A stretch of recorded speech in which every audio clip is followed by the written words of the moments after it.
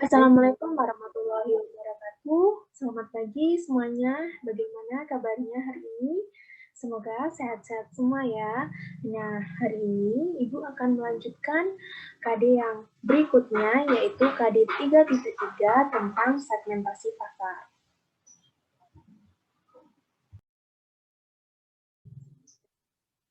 Nah, ini dia pokok pembahasan materi pada hari ini.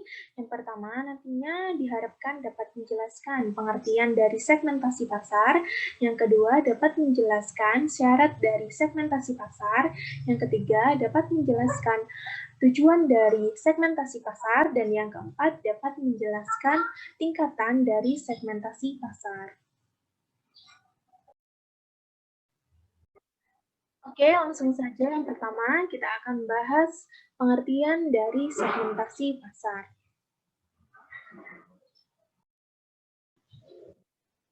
Oke, sebelumnya kita bahas dulu ya, sebenarnya apa sih segmentasi pasar itu dan buat apa sih sebenarnya segmentasi pasar? Nah, pasti kalian sudah pernah ya mendengar kata segmentasi pasar. Tapi terkadang kita belum tahu apa makna dari segmentasi pasar itu. Nah, untuk mengetahui pengertian dari segmentasi pasar, Ibu akan menjelaskan di slide yang berikutnya.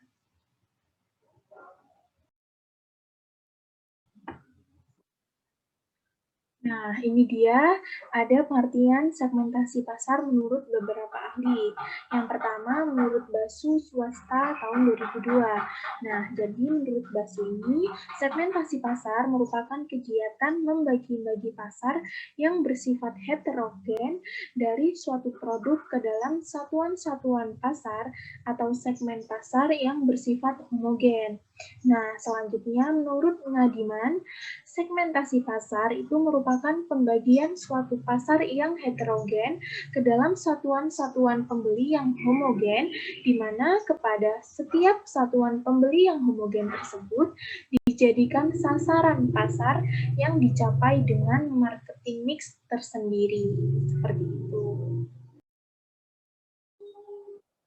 Nah, untuk lebih jelasnya, Ibu akan menjelaskan ilustrasi dari segmentasi pasar. Nah, di slide ini ada gambar ya, di sebelah kiri itu ada ilustrasi sekelompok orang dengan warna baju yang berbeda-beda. Ada yang berwarna orange, hijau, ungu, dan pink. Lalu setelah itu dikelompokkan menjadi satu kelompok dengan warna yang sama.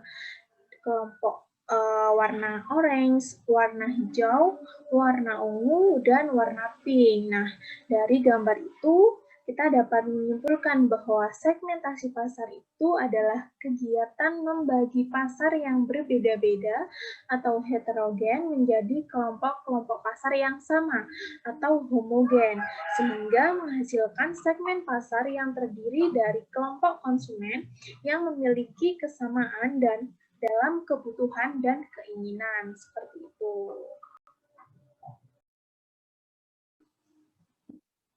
Nah, yang pertama, kita tadi sudah membahas pengertian dari segmentasi pasar. Nah, yang kedua, Ibu akan menjelaskan syarat dari segmentasi pasar. Nah, apa saja sih syarat segmentasi pasar itu? Nah, Ibu akan menjelaskan di slide yang berikutnya.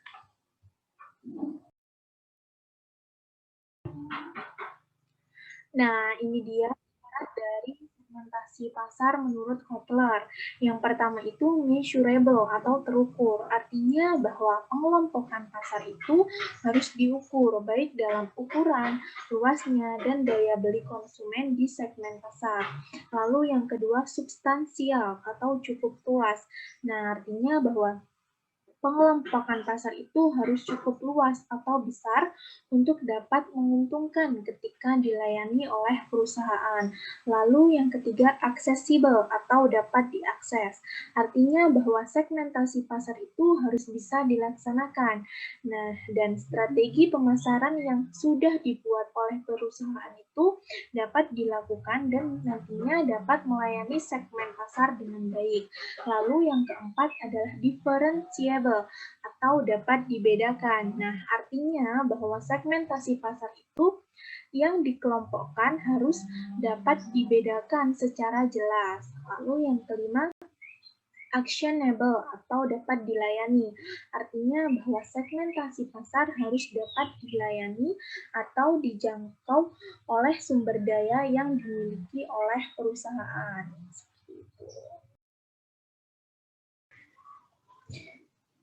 Nah, tadi kita sudah membahas pengertian dari segmentasi pasar dan syarat dari segmentasi pasar. Yang ketiga, kita akan membahas tujuan dari segmentasi pasar.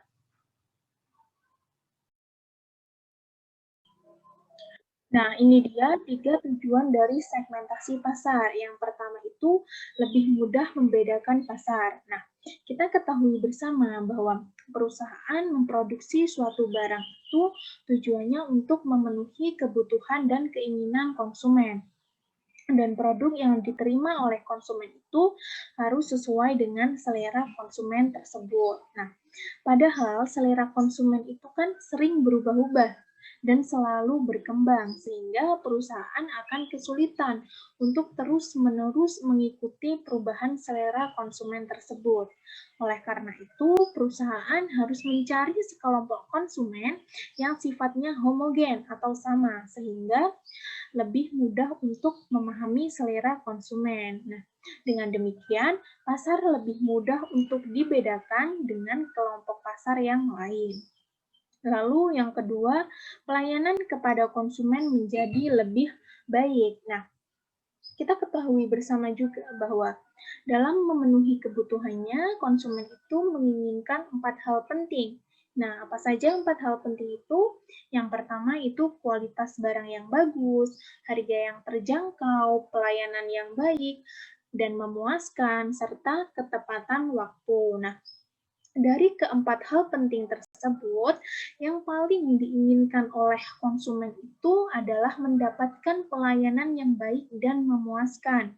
Nah, apabila konsumen itu mendapatkan pelayanan yang kurang baik, maka konsumen itu akan cenderung berpindah kepada perusahaan lain atau berpindah ke produk lain seperti itu. Nah, menyadari hal tersebut, maka segmentasi pasar itu harus dilakukan agar dapat memberikan pelayanan yang mengarah kepada pasarnya. Dan kita ketahui bersama bahwa pelayanan itu harus diprioritaskan oleh perusahaan atau dinomorsatukan oleh perusahaan agar konsumen itu merasa puas terhadap pelayanan yang diberikan. Seperti itu. Nah, lalu yang ketiga, strategi pemasaran menjadi lebih terarah. Nah, salah satu strategi pemasaran lebih terarah yaitu dengan menciptakan suatu produk yang mengarah kepada konsumen tertentu. Misalnya, segmentasi pasar yang dilakukan oleh produk susu anak, yang mengarahkan produk itu lebih spesifik ke dalam batasan umur tertentu. Seperti itu. Tadi kita sudah membahas tentang pengertian dari segmentasi pasar, lalu yang kedua syarat dari segmentasi pasar, yang ketiga tujuan dari segmentasi pasar. Nah, yang keempat ini kita akan membahas tingkatan dari segmentasi pasar.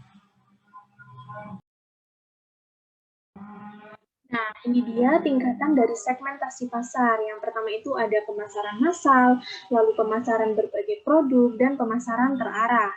Nah, Ibu akan menjelaskan ketiga tingkatan segmentasi pasar tersebut. Yang pertama itu pemasaran massal. Nah, pemasaran massal merupakan pemasaran yang memproduksi, mendistribusikan, dan mempromosikan satu produk secara massal ke semua pembeli. Seperti itu. Jadi produk itu diproduksi, didistribusikan, dan dipromosikan secara massal. Lalu yang kedua, pemasaran berbagai produk. Nah, pemasaran berbagai produk merupakan pemasaran yang dilakukan dengan memproduksi dua macam produk atau lebih yang mempunyai sifat, gaya, mutu, dan ukuran yang berbeda. Jadi di sini pemasar memproduksi beberapa produk yang mempunyai sifat, gaya, mutu, dan ukuran yang berbeda seperti itu. Lalu yang ketiga, pemasaran terarah. Nah, pemasaran terarah merupakan pemasaran yang mengenali berbagai segmen pasar, memilih satu atau beberapa di antaranya, dan mengembangkan produk serta bauran pemasaran yang disesuaikan. Jadi, di sini perusahaan itu mengenali segmen pasar terlebih dahulu, lalu memilih segmen pasar itu dan mengembangkan produk serta bauran pemasaran dan disesuaikan dengan segmen pasar yang dipilih oleh perusahaan seperti itu.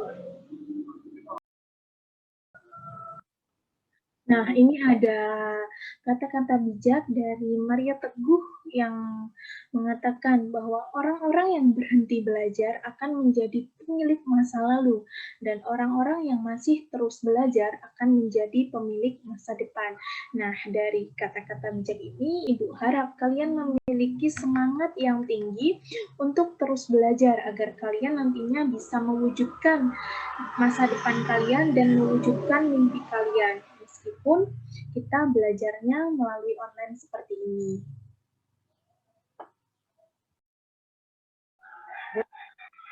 Nah, itu tadi penjelasan materi KD 3.3 tentang segmentasi pasar. Nah, apabila ada yang ingin ditanyakan atau ada yang belum jelas, bisa ditanyakan di grup atau PC ke Ibu ya anak-anak. Nah, cukup sekian dari Ibu. Terima kasih. Wassalamualaikum warahmatullahi wabarakatuh.